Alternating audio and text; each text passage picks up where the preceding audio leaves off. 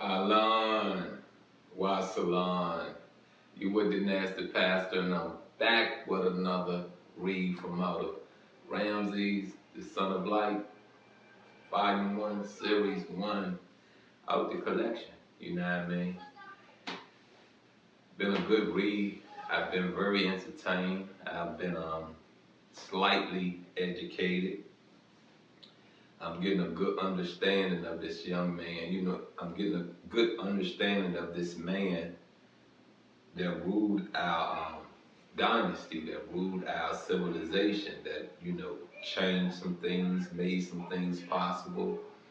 And a person upbringing tells you a lot about them. You know, when you're conversating, you know, I don't care if it's just, you know, it's a plutonic conversation, you know what I mean? You find things out about people, you know what I mean? You find out that they're, you know, been in a struggle all their life. You find out they've had a silver spoon all their life. You find out so much stuff through conversation.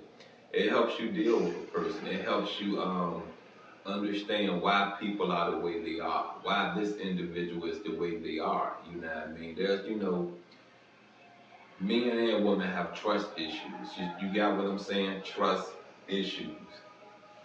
And sometimes, you know, you just have to be patient enough with people and show them, you know what I mean, that I'm not here to hurt you. You know, I'm here to not so much say help you, because some people don't need help. You feel what I'm saying? Not to help you, but not to take nothing from you, not to destroy you, not to bamboozle you. And you know, people test you.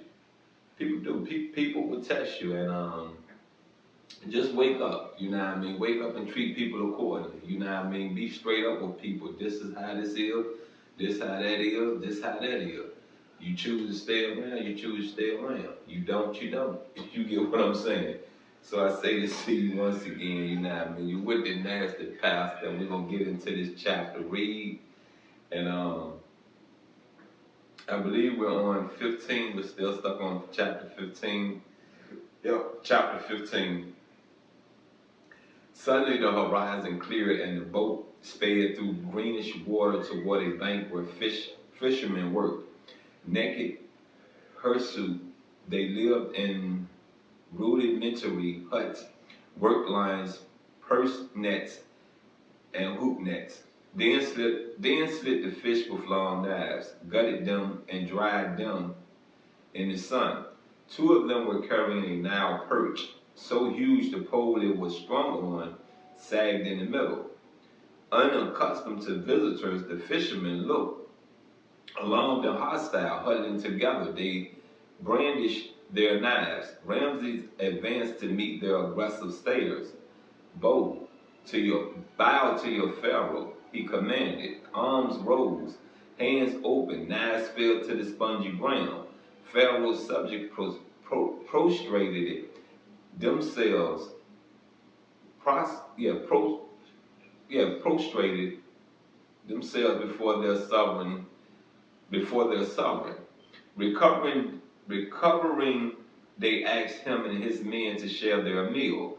The fishermen joked with the sailors who produced 2 jars of beer. When sleep overcame the men, Seti addressed his son in the torchlight that kept away insects and wild animals. Here are the poorest of men, yet they fulfill their function and await your support. Pharaoh assists the weak, protects the widow, feeds the orphan, responds to anyone who is in need. He is the faithful shepherd guarding his flock night and day, the shield protecting his people. He is the one God has chosen to fill the supreme function. Come on, that's an honor. You got what I'm saying? For the demiurge to choose you to come out here and, you know, fulfill a task. You got what I'm saying? And I say it to you once again. We all have a purpose of being on this earth. Find out what your purpose is. For real, you know what I mean? Find it. Find it. Because sometimes we're what? Stuck trying to figure life. And if you can figure what your purpose is, then you can figure life. You can figure your directions. You can figure what can motivate you and what don't motivate you. Because we all have motivation in us. There are things we are attracted to that motivate us. So you know, figure it. You know what I mean? Take some time to yourself. You know, little baby, no more where somebody's telling you what to do. You know, somebody's taking your hand and walking you into things. You know what I mean? You're grown up. You get what I'm saying? When you know, I know me, you know what I mean? 17 years old, I had to do some things that grown ups do. You get what I'm saying? And I ain't even talking about going in those streets. I had to pay bills. I didn't have a lot of bills, but I had to pay bills. I was um, introduced to paying bills, and to this day, you know what I mean. I'm thankful. You get what I'm saying. I'm very thankful. I was taught at an early age that this is a part of life.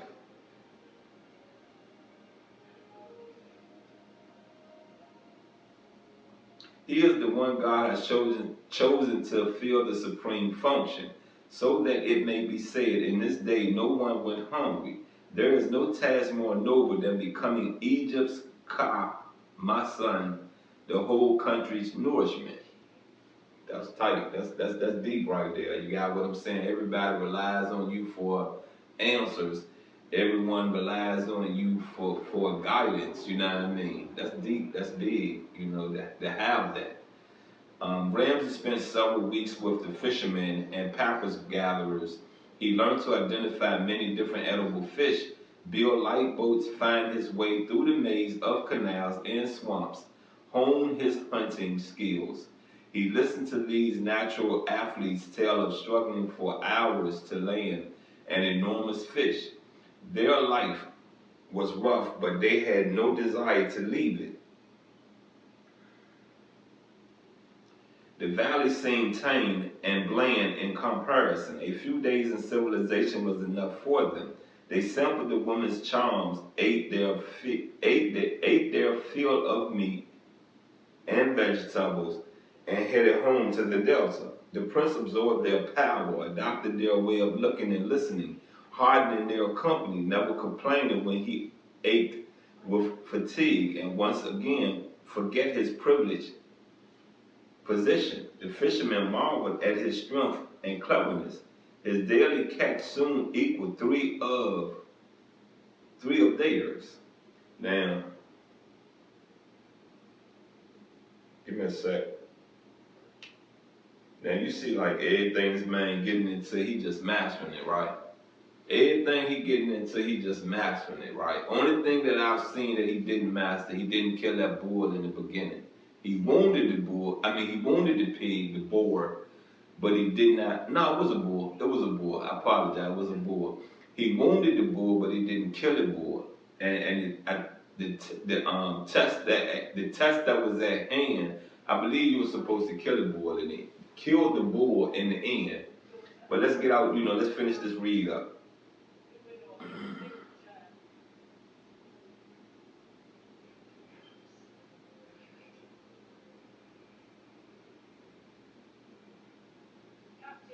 There we go. I'm coming. I'm coming. Coming. There we go. But before long, jealousy replaced admiration, and the men shied away from the king's son. It was the end of his dream to become someone else, relinquish the mysterious force that drove him, live no differently from a young stone-cutter, sailor, or fisherman. Seti had brought him to his frontier, this wild place where land and sea merge, to put him in touch with his true being, stripped of childish illusions.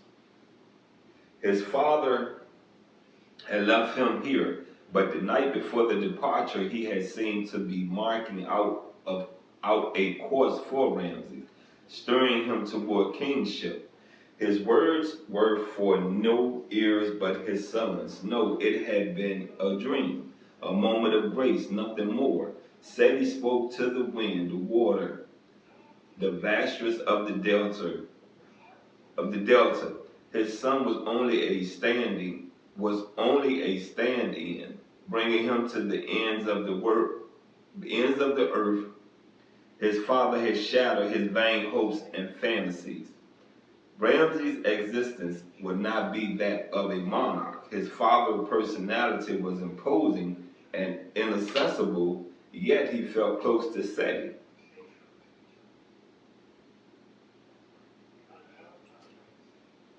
Ah, that's good. That's good. Some grape juice. A little juice this morning. But let's proceed back in this. He longed to sit at his father's feet to show him all he was capable of, to surpass himself. The fire that burned in Ramses was no ordinary one. Seti had discerned it. He was sure, and the art of kinship was the secret he had been slowly unveiling.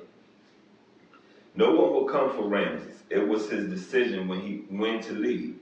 He stole away before dawn as the fishermen lay sleeping around the campfire. He stroked hard, stirring his light papa's craft due south. He followed the stars, then his instinct until he rejoined a main branch of the river. He paddled doggedly on, added by a tailwind, focused on his goal, tasking only short breaks to snack on dried fish. Ramsey tried to work with the current rather than fight it. Cormorants flew overhead. The sunlight streamed down.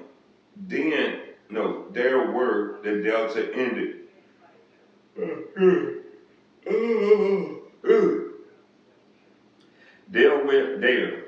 Where the delta ended, stood the white walls of Memphis. And that's the end of chapter 15. And,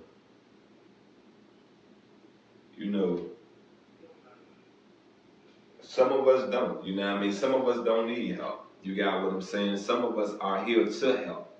You feel me? We are here to help. We are here to help guide you in some decisions. We are here to help make things a little easier for you because of the wisdom we possess. You got what I'm saying? But I say this to those of you that are in confusion, those of you that are looking for answers. Know who you're talking to. Know who you're taking your information to. Know who you're taking your troubles to. You feel what I'm saying? Because everybody ain't got the answers. And sometimes just because you like that person don't mean they're going to give you the right answer. You feel what I'm saying? You like them for another reason, but you're so confident and you've been kicking it with this person for so long, you feel confident to let them into something else. No, you leave them in the lane you have them in, and you go searching for someone else to fulfill that lane. You get what I'm saying? Cause see, your friend may know about tennis shoes, fashion, clothes, stuff like that, but don't know nothing about love. Don't know nothing about nurturing. You feel what I'm saying? So, look, don't make the mistakes a lot of us have made. You feel what I'm saying? A lot of us have made those mistakes. Don't make them. Anyway, you've been with the nasty pastor. It's been another read from from Ramses. I apologize.